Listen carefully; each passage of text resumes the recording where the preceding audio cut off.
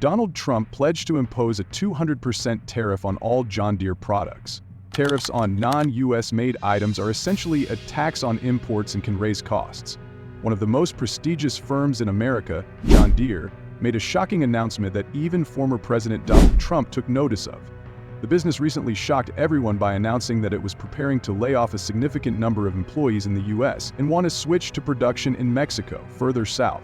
How come John Deere, the same corporation that recently irritated farmers by locking the software in their tractors, now doing this? Because of this, these farmers were unable to fix them and had to wait for a John Deere specialist to arrive and do even the most basic fixes. What is actually happening at John Deere tonight? The corporation unexpectedly finds itself at the heart of a dispute that could do more harm than good. Some of John Deere's production is being moved from Iowa to Mexico. In order to construct a facility that will be operational by 2026, the business is purchasing land there.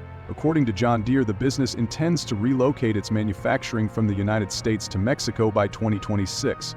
The manufacture of small track loaders and midstream skid steer loaders will thereafter be transferred to the new manufacturing plant. Following a similar declaration in 2022, the business announced plans to move tractor cab production from the United States to a plant in Mexico.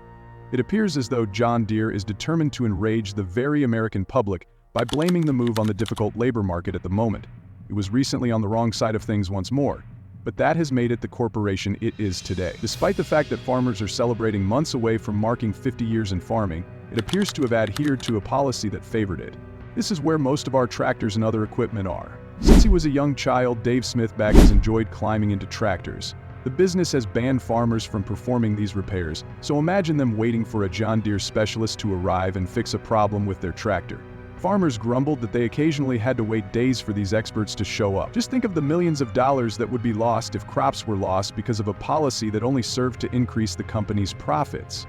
After years of complaints and numerous lawsuits, the corporation appeared to modify its position in response to the rising demands and criticism from farmers in various court cases, which led to these particular repairs. John Deere's customers can rejoice because the equipment giant is laying off workers at 3 U.S. factories and moving production to Mexico. Company officials say this is because of declining demand and declining revenue. Until now, farmers who own John Deere products couldn't fix their equipment on their own. You're in for a surprise if you assumed that John Deere was simply upsetting American farmers. It appears that the firm has made new enemies, and they are its own employees. This comes after it declared that it will be moving operations initially carried out in those plants to Mexico, resulting in layoffs in several of its local production facilities. As more information became available, it became clear that the issue was more serious than we had initially believed. Approximately 300 workers in the company's Illinois and Iowa plants are expected to lose their jobs as a result of these cuts, bringing the total number of employees the company will lay off in 2024 to just over 2,100. All in anticipation of the impending move to Mexico. And just like before, John Deere has been tactless about the primary cause of these significant job cuts, blatantly denying that it has anything to do with its production shifting to Mexico. Instead, it has redirected the blame and claimed that the decrease in demand for tractors and other agricultural equipment is to blame. The business claims that one of its divisions is facing serious financial difficulties. The company's employees have expressed dissatisfaction with this explanation, citing rising operational and manufacturing costs, decreased customer demand, and a 20% drop in sales. One employee even went so far as to say that the move was motivated solely by greed, saying, "We get wind of more layoffs daily it seems, and it's causing uncertainty all over." It turns out that these employee sentiments may be accurate. But the good news is that John Deere has not been experiencing financial difficulties for the last 3 years. The business has been riding a wave of remarkable profits that have put it in a fairly sound financial position. In 2021, it made $5.96 billion in profit. In 2022, it made $7.13 billion, which jumped to an astounding $10.1 billion, a 42% increase from the year before. In addition, the business gave its CEO, John May, an astounding $26.7 million in 2023. This is not the only high salary the CEO received. In the previous year, he may have grinned broadly after receiving $20.3 million in total compensation.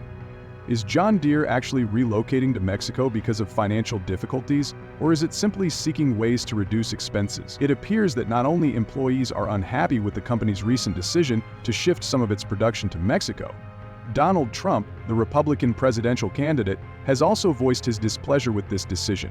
During a policy roundtable discussion organized by the Protecting America Initiative in Smithton, Pennsylvania, Trump voiced his displeasure with the proposal to relocate to Mexico.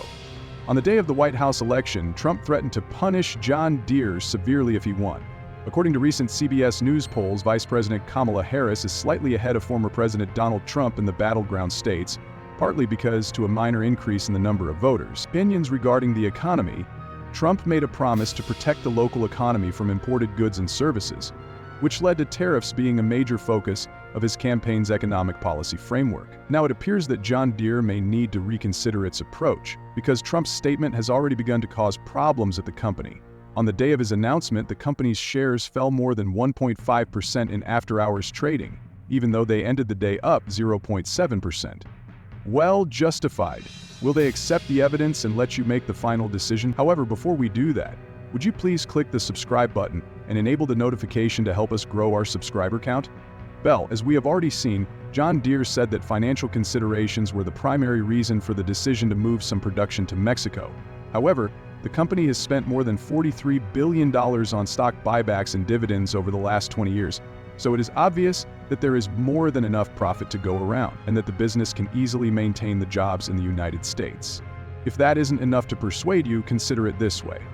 Experts predict that over the next 5 years, the company's earnings will increase by more than 8%.